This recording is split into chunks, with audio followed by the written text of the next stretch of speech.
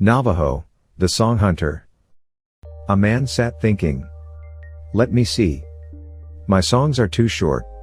I want more songs. Where shall I go to find them? Hasjelti appeared and perceiving his thoughts, said, I know where you can get more songs. Well, I want to get more. So I will follow you.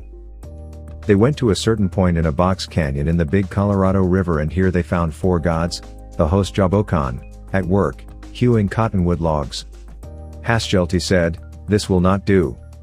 Cottonwood becomes water-soaked. You must use pine instead of cottonwood. The Hostjobokon began boring the pine with flint, but Hasjelti said, that is slow work. He commanded a whirlwind to hollow the log. A cross, joining at the exact middle of each log, a solid one and the hollow one, was formed. The arms of the cross were equal.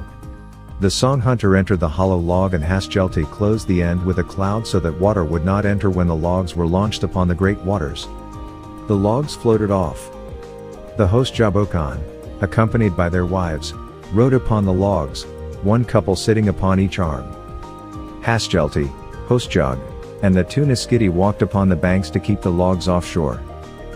Hasjelti carried a squirrel skin filled with tobacco, with which to supply the gods on their journey. Hostjoghon carried a staff ornamented with eagle and turkey plumes and a gaming ring with 2 hummingbirds tied to it with a white cotton cord. The 2 Naaskiddi carried staffs of lightning. The Naaskiddi had clouds upon their backs in which the seeds of all corn and grasses were carried. After floating a long distance down the river, they came to waters that had a shore on one side only. Here they landed. Here they found people like themselves.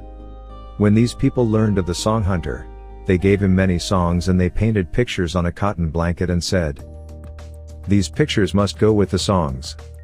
If we give this blanket to you, you will lose it. We will give you white earth and black coals which you will grind together to make black paint, and we will give you white sand, yellow sand, and red sand. For the blue paint, you will take white sand and black coals with very little red and yellow sand. These will give you blue. And so the Navajo people make blue, even to this day.